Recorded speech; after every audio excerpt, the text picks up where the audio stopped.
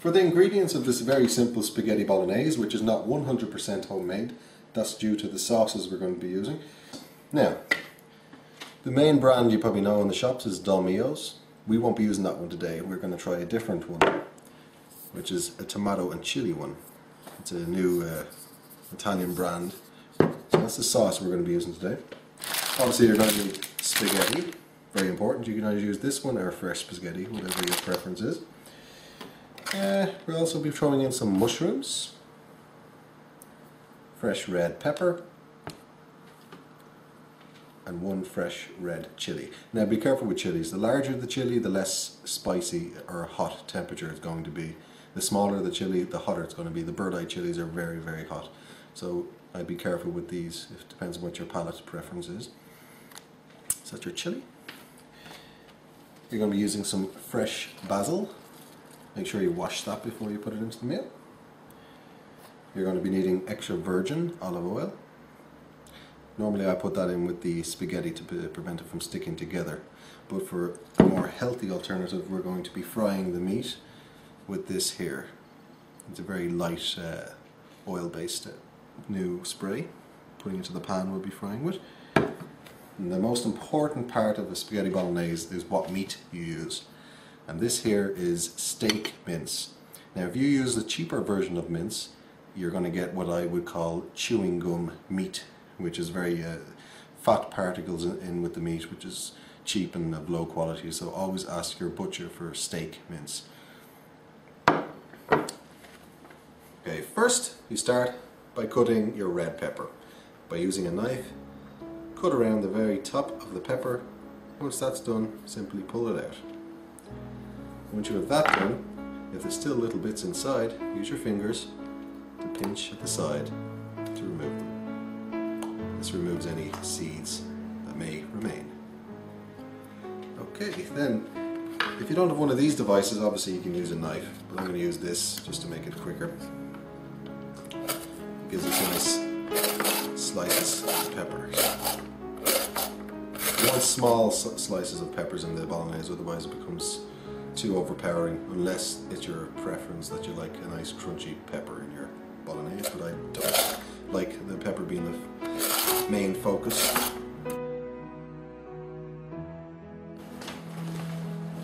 Okay, next thing you're going to be wanting to do, after you finally dice the peppers, put them to one side.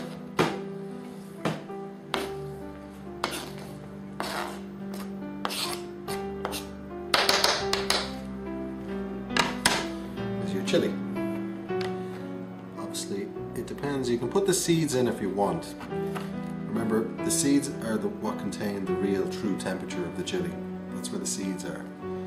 So if you don't want the bolognese too hot, obviously you're not going to be putting in the seeds or not put in too much seeds. Normally I trim off both ends of the chili.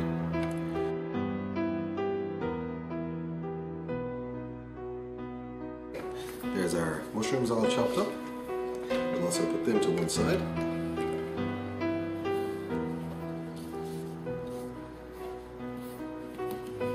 Okay. Now, next part. The cooking process. The cooking process begins. Make sure you put the pan on a high heat to begin with. We're spraying in our, just like butter kind of lubricant stuff. You can give yourself enough of it. Obviously if you don't have this, or if you don't want to use this, you can also use vegetable oil or olive oil, whatever your preference might be. This is just healthy. Okay, to one side, make sure the pan is good and warm. Start off by placing our steak mince into the pan first. Just plop that in.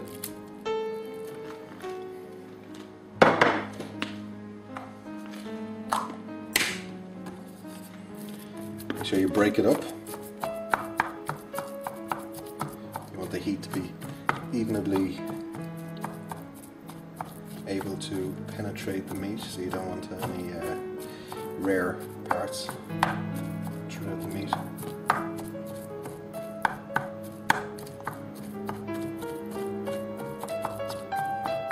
Keep breaking it up. Okay, and we'll be back when this reaches a better temperature.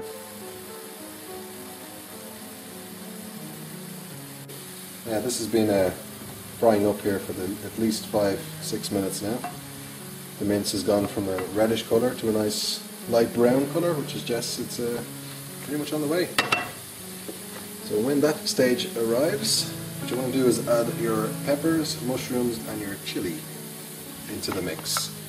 Now, as I said before, I know it looks like a hell of a lot of mushrooms here, but as I said, the heat is going to shrink these, so you probably won't even notice them later on.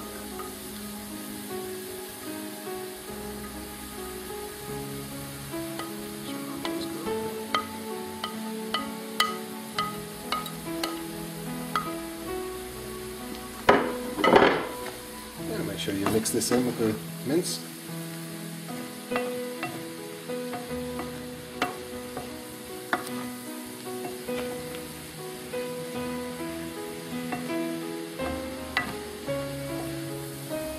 Okay, that's been cooking away now for another 6 minutes or so.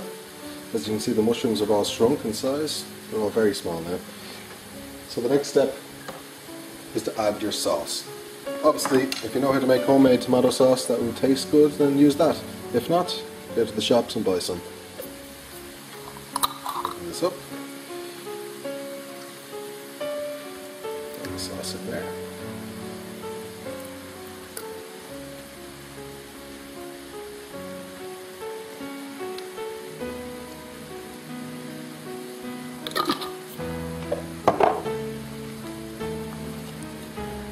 Mix that in.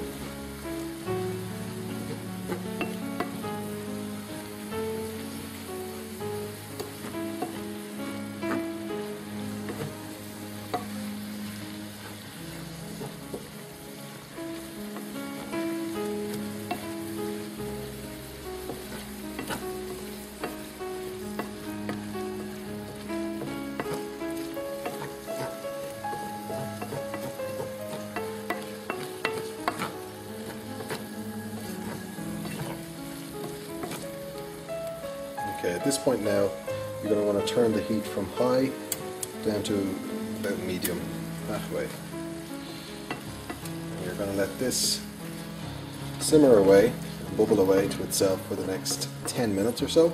And what this does is allows the flavours from the peppers to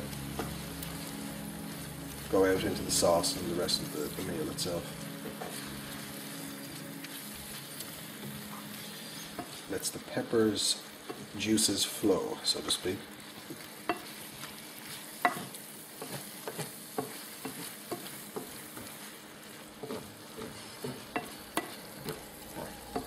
And make sure after you put the sauce in that you don't stop moving it around like I'm doing here, because if you keep it steady for too long it may burn, and you don't want that.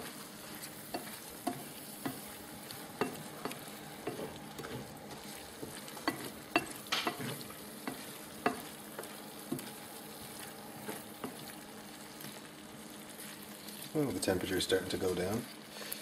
So at this point, we can leave this be for 10 minutes, and then we'll be back.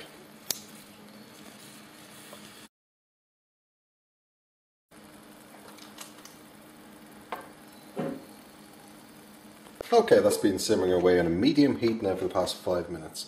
While that's continuing on with what it's doing, we're going to start cooking the spaghetti, which takes between 10 and 12 minutes to cook on high heat. So we'll put our pot down, get our spaghetti,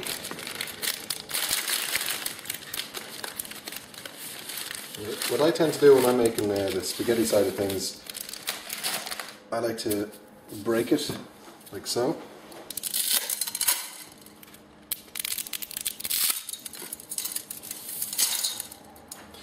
The reason for that is I find it easier to eat off a fork when it's broken down like that. Okay, now add a bit of extra virgin olive oil. This prevents the spaghetti from sticking together. Get your kettle fully boiled.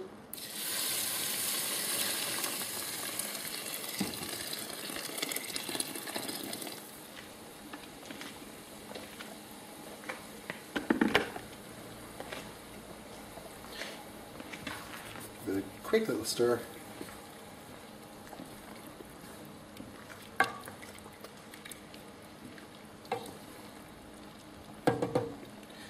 Bob's your uncle. We'll just let that go for the next 12 minutes and then we'll serve. And we'll be back to you then. Okay, ladies and gentlemen, spaghetti is cooked, mince, sauce, all that's ready. So now basically it's time to serve. Put your spaghetti on the plate. Our beautiful sauce, the steak mince.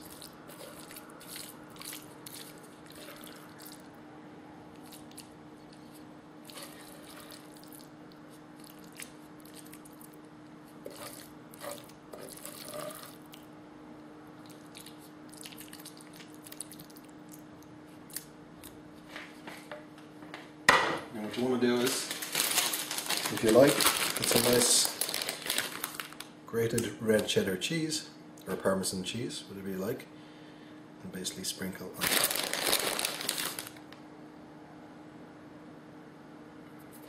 And that is it. It's a very simple spaghetti bolognese.